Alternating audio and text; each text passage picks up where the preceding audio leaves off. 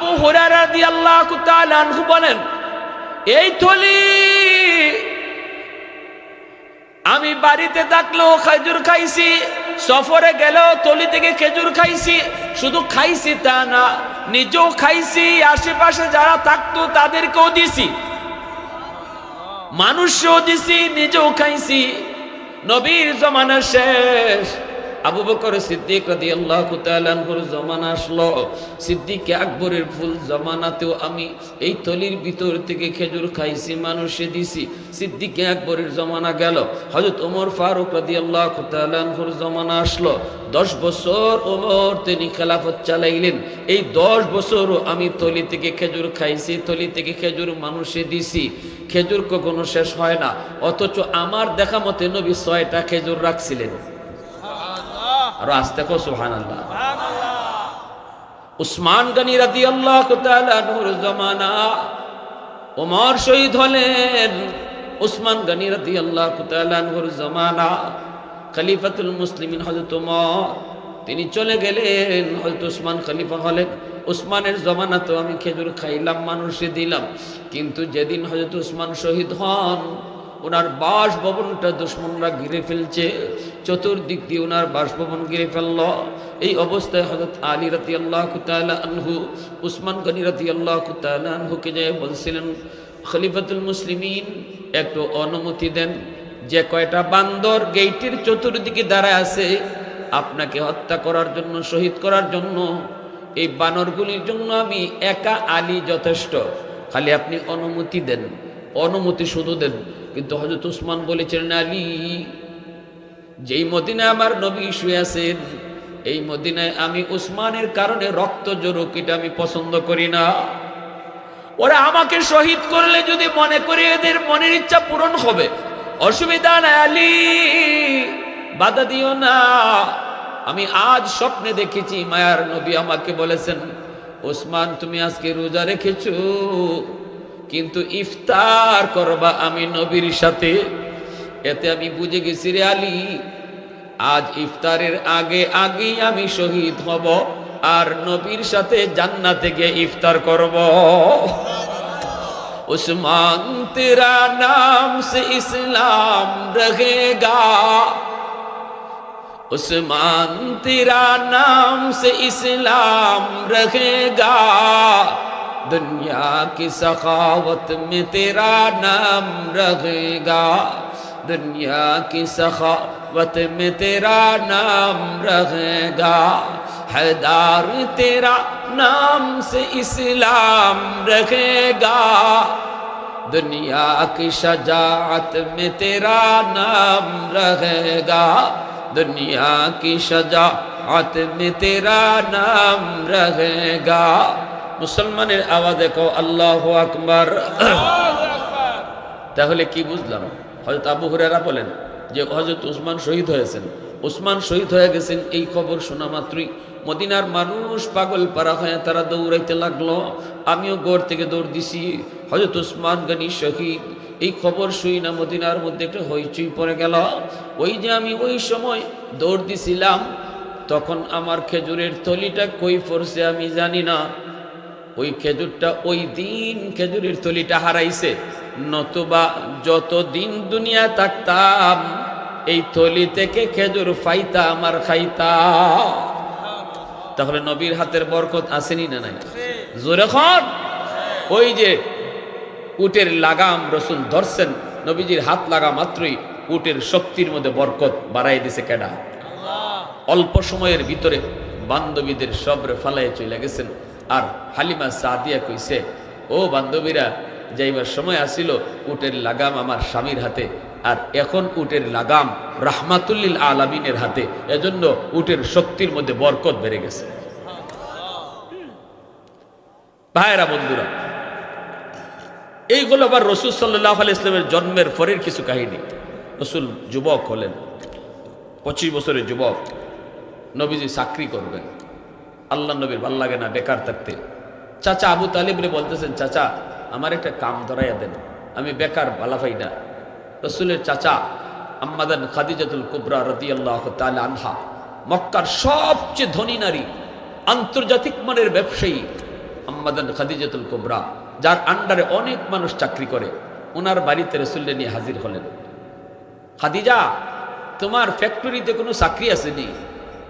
আম্মাদান বলতেছে, আপনি আমার ফ্যাক্টরিতে চাকরি খুঁজেন, অথচ আপনি কুরাইশ বংশের সম্মানিত একজন মানুষ। কার জন্য? নবীর চাচাকে আমার ভাতিজার লাগি। এই যে আমার ভাতিজাটা বেকার থাকতে পছন্দ করে না, ভাতিজায় কইতেছে একটা চাকরি দিতাম, এখন তোমার কাছে আইসে একটা চাকরি আসেনি। আম্মাজান বলেন, আমার কাছে এই মুহূর্তে কোনো চাকরি নেই, তবে কয়েকদিনের জন্য একটা চাকরি নিতে পারবে। আমার বকরি রাখাল ছুটিতে আছে, এই কয়েকদিন চাইলে এই কামটা করতে পারবে, কিন্তু আমি দিতাম না, কারণ চাকরিটা বেশি সম্মানজনক না। আর আপনারা কুরাইশ বংশ আরবের ভিতরে সবচেয়ে সম্মানী, আপনার ভাতিজার জন্য এই চাকরি মানায় না। আল্লাহর নবীর চাচা বলেন, হ ঠিকই তো, ছাগল রাখালে আমার ভাতিজা আবার করে কেমনে? ঠিক আছে ভাতিজা, চলো রক্ত বেচে তোমারে খাওয়াইমু, চাকরি লাগতো না। কিছু দূর যাওয়ার পরে আল্লাহর নবী কয়, চাচা আমি বেকার থাকতে পারবো না, চাকরি কর্ম হালাল যদি হয় কোনো কর্মই আমি ছোট চোখে দেখি না। চাচা গো, আপনি যান, যায় বলেন আমি ছাগল রাখালিটাই করব, কারণ এটা হালাল। আল্লাহ নবী শিখাইছেন, যুবক ছোট্ট ব্যবসা করো, পানের দোকান দাও, মুড়ি বেচো আর চানাচুর বেচো, যদি সেটা হালাল হয় কখনো কর্মকে ছোট চোখে দেখো না, কারণ কর্ম ছোট না বড় এটাই আমারে বাদ দেয় না। আমারে রিজিক দেন কে? আরো জোরে, আরো জোরে। দোকানে রিজিক দেন আল্লাহ দেয়। কুন্তলের মানুষ বুঝতেছে না, দোকানে রিজিক দেন আল্লাহ দেয়, এটা কইতে কোনো দোষ গুনাহ হইব? কেউ যদি মনে করে আমি দোকানও না গেলে পরে, বা আমার দোকান থেকে আমার রিজিক আয়, তাইলে তো তার ইমান থাকতো না। দোকান তো একটা উসিলা, ঠিক কিনা জোরে খাও? দোকান একটা উসিলা, কাজ হইলে একটা উসিলা, রিজিক দেয় কারা? আল্লাহ। এজন্য তোমার ব্যবসা এটা ছোট না বড়, যদি হালাল হয় কখনো ব্যবসারে কর্মরে ছোট চোখে দেখতে নাই। রাসূল নিষেধ করেছেন, কর্ম কর্মই, কাজ কাজই। হারাম যদি হয় যত বড় হোক, আল্লাহ রাসূলকে এর ভিতরে বরকত নাই, ঠিক না? সুদখোর যত কোটি টাকার মালিক হোক, রাসূল বলে এর সম্পদে বরকত নাই। সুদখোর তার নিজের জীবদ্দশায় হয়তো ভিক্ষা করব, নয় তার ফুলায় ভিক্ষা করব, নয় তার নাতি ভিক্ষার জুলি লইয়া লইয়া আটবো। আল্লাহ রাসূল বলছেন হারামের ভিতরে বরকত নাই। সুদখোরের সম্পদ খুব কাছাকাছি, অল্প সময়ের ভিতরে ধ্বংস হবে। ইয়ামহাকুল্লাহু রিবা ওয়া ইউরবিস সাদাকাত। আল্লাহ বলেছেন সুদখোরের সম্পদ ধ্বংস হবে। আমি আপনি দেখি হারাম পথে যারা টাকা কামায়, এরা অল্প দিনে আঙ্গুল ফুল্লা কলা গাছ হয়, টাকা দিন দিন খালি বাড়ে। আর আল্লাহ বলতেছেন আমি দেখতেছি কমে, আল্লাহ দেখে কমে, আমি আপনি দেখি বাড়ে। এবার আপনারা কোন, কার দেখা ঠিক? আমার আপনার দেখা ঠিক না আল্লাহর দেখা ঠিক? আমি আপনি আজ দেখি, কাল দেখি না। আগামী কাল এই আপনাদের গ্রামের হালত কি হইতেছে কেউ জানি না, এরপরের দিনে খবরও জানি না, বর্তমান জানি, ভবিষ্যৎ জানি না। অতএব আমাদের সামনে সম্পূর্ণটাই অন্ধকার, কিন্তু আল্লাহর সামনে ভবিষ্যৎ বলতে কিছু নাই, সব বর্তমান, ঠিক কিনা? এজন্য আল্লাহ দেখতেছে সুদখোরের আগামী কালকের দিন কেমন আসতেছে, এটা আমি আপনি জানি না, কিন্তু হারামখোরের আগামী কালকের রাত কেমন আসতেছে এটা আল্লাহ দেখতেছে। এজন্য আল্লাহ কয় আমি দেখতেছি এর ধ্বংস হইতেছে, আর তোমরা দেখতেছো বাড়তেছে। এবার আমাদের দেখা ঠিক না আল্লাহর দেখা ঠিক? একিন আছে তো? জোরে বলেন। সমাজে সুদ আসেনি না নাই? হ্যাঁ, 10,000 টাকা 12,000, 15,000 টাকা 20,000, 20,000-এ 25,000। হ্যাঁ, আবার টাইম মতো না দিলে এর আবার সুদের উপরে সুদ হয়, সুদের উপরে আবার সুদ হয়। আবার এক দিলে সালাক্কা বাঙালি আছে, কয় হুজুর আমরা সুদ খাই না। কিতা খাও? কয় ইন্টারেস্ট। হ্যাঁ, নাম বদলাইলেছে কি ভাই? নাম বদলাইলে কি জিনিস বদলাইলে? হ্যাঁ, নাম বদলাইলে জিনিস বদলে? নাম বদলাইলে যদি জিনিস বদলে, কালা কুত্তারে কালা ছাগল কে খাইলাম। আপনি কইবেন না মিয়া এটা কুত্তা না ছাগল, আমি নাম রাখছি ছাগল। কুত্তার নাম ছাগল রাখলে যেমন কুত্তা ছাগল হয় না, সুদের নাম ইন্টারেস্ট রাখলেও সুদ কোনোদিন ইন্টারেস্ট হয় না, সুদ সুদই থাকে, ঠিক কি না? নাফাক নাফাকই থাকবো, নাম যতই বদলান। সুদের নাম ইন্টারেস্ট, চালাক্য বাঙালি। আরেকটা এখন ঘুষ, ঘুষ বুঝিনি আমরা, কিছু শিখাই দিই আপনারা, নাইলে তো বুঝতা না। ঘুষ চিনেননি? ফাইল আটকে রয়েছে টেবিলও, লড়ে না। এই ফাইলটা লড়াইবার লাগি টেবিলের নিচ দিয়ে অফিসারে হাতে যেটা দেয়, এটার নাম কিটা? জোরে খো। এই জন্য আমি ওই দিন এটার নাম পাইছি। আমার এক হুজুর, সুদের নাম তো ইন্টারেস্ট, ঘুষের নাম কিতা পাইছেন? আমি কই না। ঘুষের নাম হইল স্পিড মানি। স্পিড মানি মানে স্পিড অর্থ হইল দৌড়া, দৌড়ে, আর মানি মানে টেকা। যে টেকায় দৌড়ায়। ফাইল আপনার টেবিলে আটকে রয়েছিল, অফিসারের টেবিলও, লড়ে না সরে না। যে টেকা দিলে পরে ফাইলে দৌড় শুরু করে, এটার নাম হইল ঘুষ। এটার নাম হইল ডা। গেছি একদিন গিয়া হোটেলে, আমি এই সময় ছাত্র যাবারা ঢাকা বালিবাগ পড়ি, গেছি হোটেলে বসে খানা খাইতাম। জিগাইলাম বেটা কিতা কিতা আছে? হয় ইলিশ আছে, চিংড়ি আছে, এরপরে দেয়া এই শিং মাছ আছে, মাগুর মাছ আছে, মিনি মাছ আছে। মিনি মাছ কইতে আমার আশ্চর্য লাগলো। ইলিশও চিনলাম, রুই মাছও চিনলাম, শিংও চিনলাম, কিন্তু মিনি তো চিনি না। তে এমন একটা মাছ যেটার জীবনে নামই শুনছি না, খাইমু দূরের কথা, এই মাছটাই আজকে খাইমু। ওয়ার্কারে ডাক দিয়ে আনলাম, এনে কইলাম বেটা লাস্টে যে একটা নাম কইস কিতাব ভুললেই গেছি, নামটা আবার কত? কই মিনি। মিনি ওই মিনি রিয়ান, আজকে হেরে একটু চিনি, বুঝছেন না? এটা একটা ইন্টারেস্ট আমার ভিতরে জাগছে যে আজকে এমন একটা মাছ খাইমু যেটার এতদিন নামই জানতাম না, নামও শুনমু আর খাইমু। আনার পরে দেখি বেদা। বেদা মাছ চিনেন আপনারা? হ্যাঁ, আপনারা কি তখন বেড়া? বেড়া, আচ্ছা বেড়া। আর আমাদের হবিগঞ্জের এলাকায় কয় বেদা। তো এই বেড়া মাছ, এখন এই মাছ দেখিয়া আমি খালি উল্টাই আর পাল্টাই।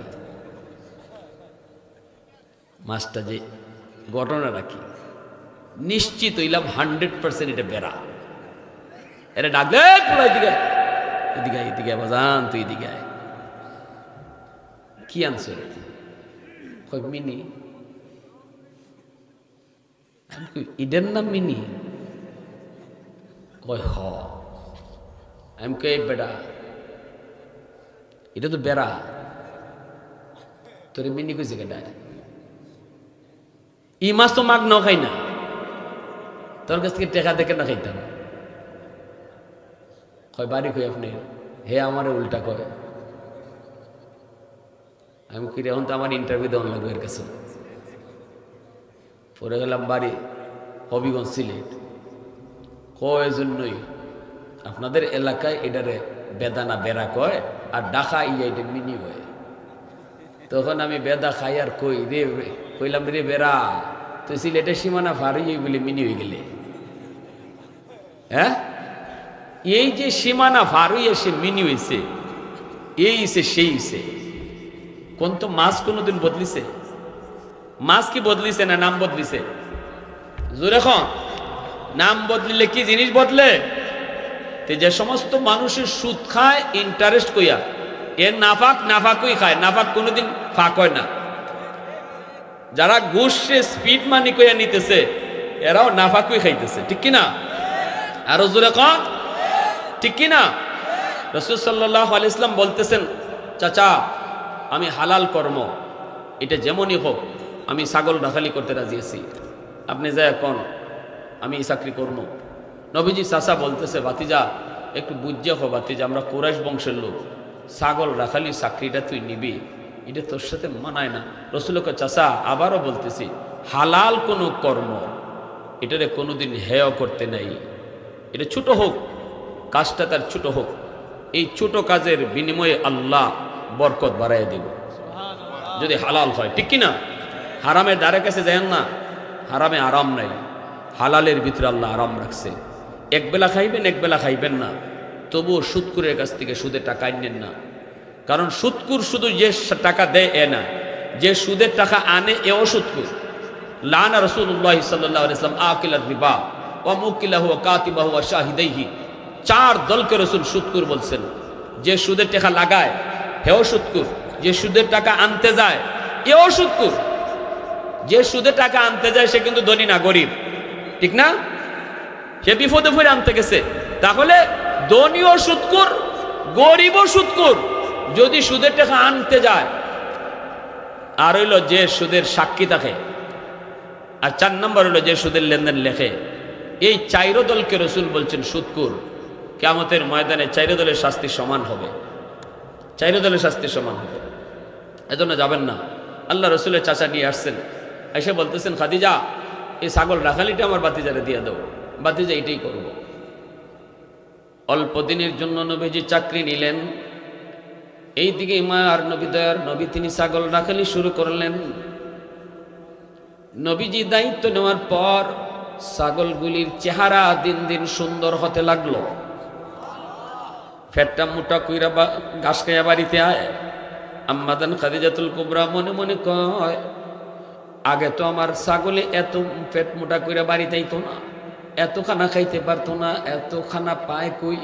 আমার রাখালে ছাগল রাখালি করে যে জায়গায় বসে বসে ওই জায়গায় তার মাথার উপরে একটা মেঘের আবর তারে সারা দিতেছে। মেঘের আবর নবীকে ছায়া দিয়া রাখছে। আম্মা জানি দৃশ্যটা দেখছেন আর দেখতেছেন এই গরমের ভিতরে মায়ার নবীর 2টা বিষাক্ত সাপ ফনা দইরা বাতাস দিতেছে। বাতাস তাকায় দেখে আমার নবীর রাখাল নবীজি, তিনি ছাগল রাখালি রাখেন করেন না, নবীজির ছাগলগুলি রাখালি করতেছে 2টা বাঘ। আল্লাহু আকবার, জোরে কর। 2টা বাঘে ছাগল রাখালি করে। নবীজি বয়ে রইছেন, মাথার উপরে মেঘে আবর দেয়। এই দৃশ্যটা দেখার পরে আম্মা জানি সিদ্ধান্ত নিলেন নবীকে তিনি আর রাখালিতে রাখবেন না, আমার রসুলকে তিনি চিফ ম্যানেজার বানায় দিবেন। ঘোষণা দিলেন পুরা স্টাফ নিয়ে বৈশা, সমস্ত স্টাফদের সামনে বললেন আমি চিফ ম্যানেজার বানায় দিলাম মুহাম্মদকে। আল্লাহর নবীকে তিনি চিফ ম্যানেজার বানায় দিলেন। কিন্তু কোনো ম্যানেজারই প্রস্তাব মানতে রাজি হয় না। সবাইকে আমাদের প্রেস্টিজ দেয়, আমরা এটা মানি না।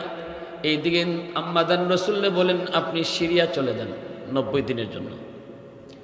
এদিকে আমি সামলাইতেছি আন্দোলন যেটা হইতেছে কর্মচারীদের ভিতরে আন্দোলন আমি দেখতেছি, আপনি 90 দিনের জন্য সিরিয়া চলে যান। রসুলকে 90 দিনের জন্য সিরিয়া পাঠাই দিয়েছেন। আমার রসুল নিতে চান নাই। রসুল বলছেন আপনি আমার এই দায়িত্বটা দিয়েন না, এত বড় দায়িত্ব দিয়েন না, আমি মাত্র জয়েন করছি, সব কিছু বুঝি না। আম্মাদান বলে আপনার বুঝতে হবে না, যা দেখবার আমি দেখছি। আল্লাহ আকবার, জোরে খাওয়া। চলে গেলেন সিরিয়া। এদিকে ম্যানেজার রেসাইজ করে লিয়েছেন আম্মাদান, চাকরি করলে করো, না করলে রাস্তা গণ। সবাই চুপচাপ চাকরি জয়েন করে রাখছে। 90 দিন পরে রসুল আসবেন। আম্মাদান দিন দিন রসুলের প্রতি খালি দুর্বল হইতেছেন। রসুলের চরিত্র, রসুলের আখলাক, রসুলের সৌন্দর্য, রসুলের আমানতদারি সব দেখকে আম্মাদান দুর্বল হয়ে পড়েছেন। ভিতরে ভালোবেসে ফেলেছেন। চরম পর্যায়ের ভালোবাসা কলিজায় ঢুকে গেছে। আম্মাদানকে বিয়ে করার জন্য তৎকালীন সময়ে রাজার কুলারা লাইন ধরা ছিল, বড় বড় শিল্পপতি কোটিপতিরা লাইন ধরা ছিল। তিনি কাউকে বিয়ের জন্য রাজি হন না। 2জন স্বামী আগে মারা গেছে, সিদ্ধান্ত নিয়েছেন আর বিয়ে বসবেন না। কিন্তু আমার রসুলের প্রতি তিনি নিজের থেকেই দুর্বল হয়ে পড়ছেন। 90 দিন পরে যখন নবী চলে আসবেন, তিনি বান্ধবীদেরকে নিয়ে আবার ছাদে উঠলেন। বান্ধবীরা চল চল, আমার ম্যানেজার আজকে আসার টাইম। তোমরা আগে যদি কেউ আমারে বলো, আপনার ম্যানেজার দেখা যায় যে আগে দেখবায়, সে যা চাইবায় আমি তোমারে তা দিম। সবাই উঠলো ছাদে, তাকাই রইছে সিরিয়ার দিকে। কেউ তো আগে কয় না, কিন্তু আম্মাদান নিজেই কয় আমি দেখি লাইছি। বান্ধবীরা কয় আমরা কেউ দেখলাম না, তুমি কেমনে দেখলা? কয় একটু পরেই দেখবা, 1 মিনিট বাড়ছাও, ওই ভাই চাইতে থাকো, ওইদিকে চাইতে থাকো, 1 মিনিট এরপরে তোমরা নজরে পড়বো। ঠিকই দেখা যায় 1 মিনিট পরে সবার নজরে পড়ছে। বান্ধবীরা কয় ও খাদিজা, কেমনে তুমি বুঝলা? এখন তো আমরা দেখেছি, কিন্তু দেখার আগে তুমি কেমনে বুঝলা? আম্মাদান কয়, আমি যেদিন তারে দেখেছিলাম মরুভূমিতে, তার মাথার উপরে একটা মেঘের আবর ছায়া দেয়। আজও আমি ওই দিকে তাকায় দেখি একটা মেঘে আবর ছায়া দিয়া কারে নিয়ে আসতেছে। তখনই আমি বুঝে গেছি এই সেই মেঘের আবর, যে আবর আমি আগেও দেখেছি। এই আবরের নিচেই আমার ম্যানেজার। আল্লাহু আকবার। নবীজি আসার পর বান্ধবীদেরকে তিনি পাঠাইলেন, একটু যাও, যায় কও মুহাম্মদ রে, একটু যায় কও আমারে কেমন লাগে। আমি তো বিয়া করতে রাজি, বিয়াতে সে রাজি নি। বান্ধবী একজন যায় কও, মুহাম্মদ তোমার মালিক রে তোমার কেমন লাগে? আল্লাহ নবী কই, মালিক রে তো ভালোই লাগে। কয় না, ভালোই লাগে কইতেছি না, ভালো তো লাগবে, মানে তোমার কেমন লাগে? আল্লাহ রাসূল কয়, ভালো তুই লাগে। কারে, তুমি তো বুঝতেছো না, মানে তোমার কেমন লাগে? আল্লাহ রাসূল কইতেছে, কি কইবেন আপনি কইলেন? এমনি বান্ধবী কয়, তোমার মালিক তোমারে বিয়ার প্রস্তাব দিছে। আল্লাহ রাসূল কইতেছেন, কথা সুন্দর, প্রস্তাবও ভালো, কিন্তু আমার গার্ডিয়ান আছে, আমার চাচা আমার গার্ডিয়ান। আমার চাচার সাথে না জিগে আমি কিছু বলতে পারবো না। এই কথা কইয়া রাসূল চাকরি সাইরা বাড়ি চলে আইছেন। আয়া চাচারা বলতেছেন, চাচা যান, চাকরি আমি আর করতাম না। কেন? কয়, মহিলা অনেক ভালো, কিন্তু বেশি সুবিধা না। কেন? কউনি আমার বিয়ার প্রস্তাব দিছে। আল্লাহ নবী চাচা কয়, বেটা তাহলে তো তোর কপাল খুলছে। ইজাত কপাল কয়জনের আছে? রসুলে কয়, চাচা আমার কপাল লাগে না, আমি এটা হয় না, উনি অনেক বড়, অনেক বড়, উনি অনেক বড়, অনেক সম্পদের মালিক, উনি কই আর আমি কই, এটা হয় না। আন্ডারে, ওনার আন্ডারে চাকরি করি, আবার বিয়া করি কেমনে, মানুষে কেমনে কিতা কইব? চাচা কয়, ঠিক আছে বাতিজা, চাকরি আর লাগতো না বাবা, তুই থাক, তোর রক্ত বিচ্ছা খাওয়াইমো, থাক। পরের দিন আম্মাজান নিজে রসুলের বাড়ি চলে আসছেন। চাচা আমি আপনার কাছে ভিক্ষা চাই, ভিক্ষা। আবু তালিব বলতেছে, খাদিজা তোমাকে ভিক্ষা দেওয়ার মতো কিছুই তো নাই। কিন্তু আম্মাজান কয়, না আপনার কাছে আছে, এমন জিনিস আছে যেটা আমি চাই। কোন জিনিস? কয়, আপনার বাতিজা মুহাম্মদ, যদি আপনার বাতিজার বউ আমার আপনি বানান, আমি সারা জীবন আপনার বাড়ির উঠান জারো দিমু। নবীজির কাছে চাচা চলে আসলো, এসে বাতিজা, খাদিজা নিজেই তো চলে আসলো, বাতিজা আর ফিরাই দিস না, জীবনে অনেক কষ্ট করছি রে বাবা, কত অভাবে গেছে, একবেলা খাইছি আর একবেলা খাইছি না। বাতিজা অন্তত তুই বিয়াটা কর, বিয়ার উসিলায় আমরার অভাব অন্তত দূর হইব। রসুল কয়, চাচা বিয়া যখন আপনি এতই পাগল, আচ্ছা আমি রাজি আছি, তবে গিয়া কও শর্ত আছে তিনটা। শর্ত কয়টা? 3 শর্ত কইয়ে বয়ান শেষের দিকে নিয়ে আসবো। শর্ত হইল কয়টা? 3টা। আল্লাহ রসুলের চাচা আসছে, আয়েশা বলতেছে, খাদিজা আমার বাতিজা বিয়াত রাজি হয়েছে, তবে শর্ত আছে। আম্মাদান কয়, 100টা শর্ত দিল, রাজি আছে। নবীজির চাচা আবু তালিব আয়েশা কয়, বাতিজা খাদিজা 100 শর্ত দিলেও রাজি আছে, বাটা 3টা না আরো 2-1টা বাড়াইয়া কর। রসুল কয়, চাচা বাড়ানি লাগতো না, 3টেই যথেষ্ট। বয়ে দিছে। আল্লাহ রসুল কয়, 1 নাম্বার হলো, আপনার যত বাড়ি আছে মক্কা নগরীতে, আপনার যত বাড়ি, সবগুলি বাড়ি, যাদের বাড়ি নাই, ঘর নাই, তাদেরকে দিয়া দিতে হবে। আল্লাহু আকবার, জোরে হবে। যুবক একটু শূন্য, আল্লাহ যে কইছে আমার রসুলকে তোমাদের মাঝে সবচেয়ে বড় নিয়ামত বানায় পাঠাইছি, বিয়া শাদী তো করবায়, করলে পরে বউর বাড়ির থেকে কিতা আনতায়, ওই রসুল শিখাইতেছেন। ফ্রিজ আনতায়, মোটরসাইকেল আনতায়, এই পালসার আনতায়, সৌদি বিদেশ যাবে টেকা লইতায়, এই রসুল শিখাইতেছেন। একটু বাড়ছাও। আল্লাহ রসুল কইতেছেন, 1 নাম্বার শর্ত, আপনার যত বাড়ি আছে সব, যাদের বাড়ি নাই ঘর নাই, তাদেরকে দিয়া দিতে হবে। আম্মাদান কয়, আমি রাজি আছি। আল্লাহু আকবার, জোরে কর। 2 নাম্বার শর্ত নবী বলবেন, এমনি চাচায় কানে কানে যায়, কয়, বাতিজা চাচার ফায় একটু ছায়া কইস। এটা জীবনে খুব কষ্ট করছি রে বাজা, তুই তো দেখছো, তুই চাচার ফায় একটু চাই। রসুল খাচ্ছে চাচা। 2 নাম্বার শর্ত হলো আপনার, আমি একজন গরিব মানুষ, আমার বাড়ি নাই ঘর নাই, চাচার ঘরও থাকি, চাচার ঘরও খাই, আপনারে নিয়ে আমি থাকবো কই? বাঙ্গা ঘরে থাকবেন নি?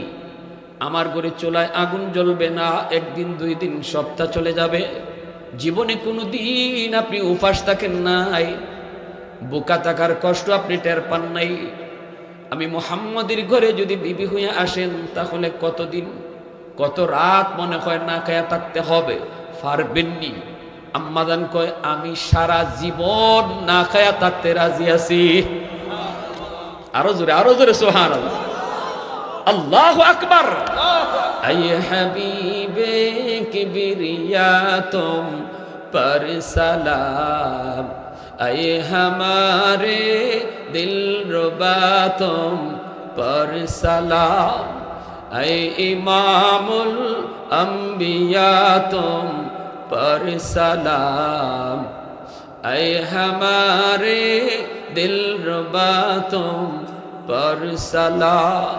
मस्जिद अक़सा में जुमला अंबिया, मस्जिद अक़सा में जुमला अंबिया, मुक़्तदी थे और वहाँ तुम मुक़्तदा, मुक़्तदी थे और वहाँ तुम मुक़्तदा।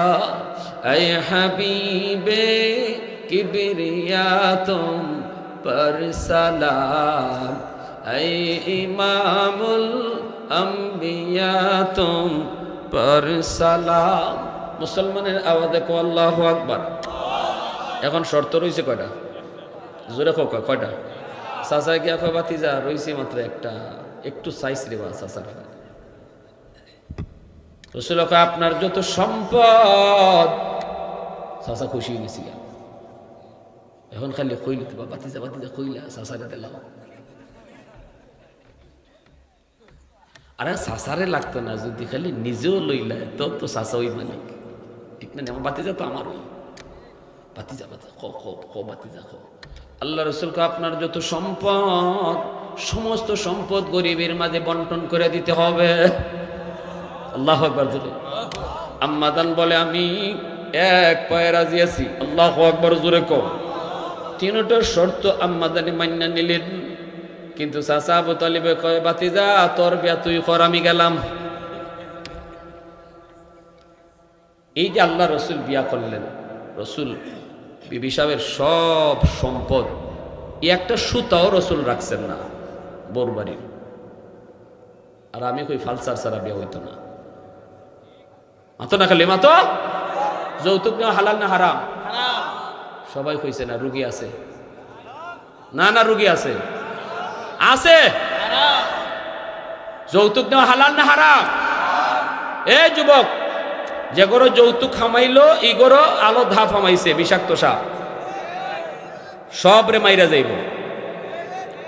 এজন্য যুবক যারা বিয়া শাদী করছো না, যারা করবার তো করে লিছো, খাম বানাই লিছো, আনলেও আনি লিছো, না আনলেও খাম ওই গেছি।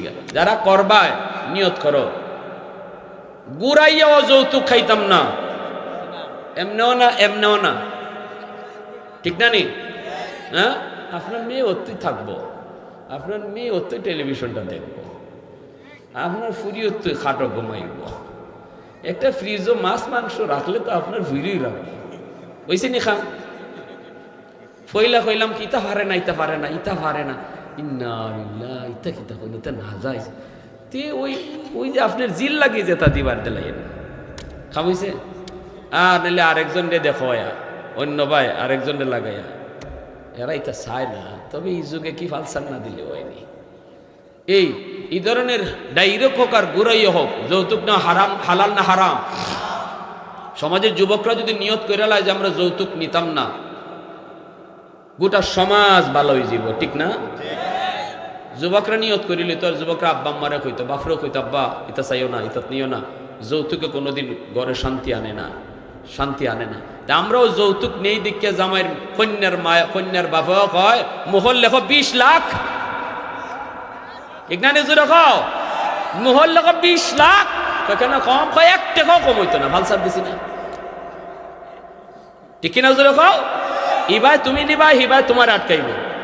তবে মনে রাখো, এই 10 লাখ 20 লাখ 12 লাখ 15 লাখ মোহরের টাকা দিবার ক্ষমতা নাই, হ্যাঁ 14 গোষ্ঠী মিললেও 1 লাখ।